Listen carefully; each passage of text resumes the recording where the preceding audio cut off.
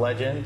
He is probably the highest paid fighter in mixed martial arts history. A lot of people look at you as somebody who came into mixed martial arts almost with a marketing strategy before you came in, which is, it's got to be light years, generations beyond what's out there right now. Mm-hmm. What do you attribute a lot of your success in mixed martial arts to? Well, you know, Charles, when we first came into it, I mean, coming from the streets and all, I mean, we just started off just, you know, being a street fighter. You know, it was a way to just make a couple extra dollars, you know, a few extra bucks. Never had a big agenda to go mainstream or anything like that. It was just a way to make some extra money, you know, and one thing led to another. You know, Mike, being the brains of it all, decided to bring a camera just to record this one particular fight, so we could reflect back over it. And just like I wanted to see how I moved. I just wanted to see the punches. I just wanted to see myself, you know. And the next thing you know, history was in the making from right there. You know, we never thought that it was going to get the recognition that it got, the attention that it got, you know, and it just blew up. You know? So we're talking, I'm sure, about the famous street fight that you had down in Miami, yeah, where you know, you hit the guy so hard that his eye came out of the socket. Yeah, that one particular fight. Yeah, that was the Battle in Paran was what they titled it. Now, I talked with you a lot about that fight in the past. Yeah. Why don't you tell me a little bit about the build-up? How did that fight get set up, and what did it feel like coming into a situation like that when you didn't know what the end game was going to be? Right, you never do, you know, because again, it's a street fight. It's dealing with you know everyone's from the streets. Everyone knows a little bit about how it is in certain neighborhoods and you know, certain backgrounds and certain hoods. You know, it can be dangerous. It could be a lot of gunplay. It'll never go the way you expect for it to go. So, you know, we had to cover our end, you know, cover our asses on every end, you know. So, you know, the outcome was going to be, you know, if I would have lost, it would have been bad for us all, you know. So that couldn't have happened. And then me, I'm a fighter, you know. I'm a fighter by nature. I'm a fighter by heart. You know, I love fighting. I love throwing hands. I love seeing hands coming at me, being able to make a guy miss and hit back. You know, and that was just one of my good attributes that I had, that I was able to I can see the punch coming. You know, and it was just a good opportunity for us to do, and we did it, and we put it on tape, and here we are today. A huge success. And yeah. I know that's how I found you originally. I saw the video on the internet just like everyone else did. Yeah. And I remember realizing at that moment, like, you had unreal raw talent. Yeah, something so was there. We reached out to your manager, Mike Imber, yeah, and we started getting you in the gym. But I remember there was hesitation, at least at first, about going legitimate. Well, see, the reason why, because you know, like when you go legit, you know, you don't know what to expect. You have to train. People have to train you. They change the way you are, and you have to learn all kind of new stuff. And you know, if you're not doing it from when you're a kid, it just be kind of hard to do. You know, you have to really have love for it. You know, you have to have some type of love for it in order to do it, to dedicate yourself to it, to make some kind of sacrifices, and then to commit yourself to the whole thing.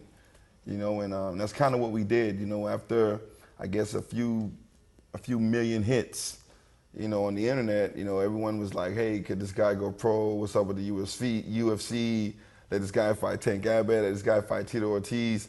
I mean, they was calling out all kind of names, Sean Gannon. There was kind of all kind of names was being called out. You know, that I didn't know nothing about, and I didn't think about going pro from it. You know, it was just a fight to make a couple of bucks. I kept my day job, you know, and I guess after a while, the attention the build-up kept going, the hype kept going, and then, you know, I said, you know what, let me give this UFC thing a chance, you know. But if I do go UFC, I would want it to have trained with the best, you know, and one thing led to another, and we did our thing.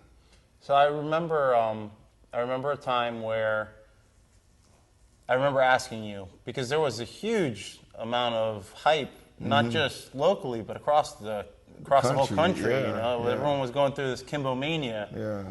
And people didn't even know your name at the time, and everyone was all about Calling it. me Bird Slice. Right. So when I met you, I remember it was very it struck me as odd that I asked you, what you thought about it. I remember asking you if some of the interviews about you were real. And, now knowing you for such a long time, I know you don't give a lot of interviews, Right. And I know now those interviews weren't real, but I also remember being very surprised that you seem to not be that aware of all this attention that was out there for you. No, I still kind of try to stay away from the internet like that. I really don't know what goes on.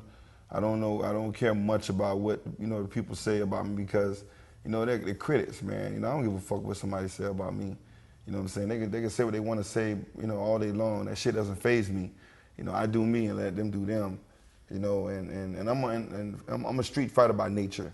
You know what I'm saying? If a motherfucker disrespect me in the streets, we gonna scrap, we gonna put it down. If they want a gunplay, we gunplay. But I'm trying not to go there because I have kids, I have a family, and we try to keep it, keep everything, at an adult level, a mature level, and being fan favorite, you know what I'm saying? The people's, whatever the people, however they see me, there's been a lot of love and respect in the streets. You know what I'm saying? So that helps me keeps it 100 with myself and with everybody else. You know what I'm saying? So knowing all that, Charles, man, there's just never no disrespect in the streets because people see where I came from. You know what I'm saying? I was there. I go to the same stores they go into. I shop where they shop. You know what I'm saying? I eat where they eat at. You know what I'm saying? I'm not like one of those guys you see on TV and then you just don't see them no more in the public. You see me on TV yesterday, but you might see me in McDonald's tomorrow. You know what I mean? Right, yeah. You might see me in Winn-Dixie on Thursday. You might see me in Walmart on Friday. And I'm that same guy. I'm with my kids. I'm shopping. And I like my QT. I like my time with my family. And that's what it's all about with me, man. I keep it 100. Why don't you tell me a little bit about your family? How many kids do you have? No, I don't want to tell you about my family. No, I don't want to talk about my family. All right. All right, I'm just fucking with you. All right, I got 6 kids. I got 3 boys, 3 girls. I got a beautiful fiance. We're about to get married. I don't know when. She keeps putting me off, man. I don't think she don't want to marry me or something, but I don't know about that, Kimbo. I got 3 beautiful kids, man. I got my oldest. He's somewhere around here. There he is back there hiding. I don't know if you want to pan over there real quick and take a look at that ugly guy back there. So I got that's 1 out of 5, 1 out of 6. And I have 3 boys, 3 girls. My oldest is right here, he's 18, and my youngest is 5. And she's running around the gym somewhere causing hell. Now, I know Boonks personally. I've worked out with him. Tremendous, amazing talent. Yeah. And I know your other son as well is a rising star in high school football right now. Yeah, Top prospect across the country. Right. So there's obviously, and then I met your brother also, and also a great athlete.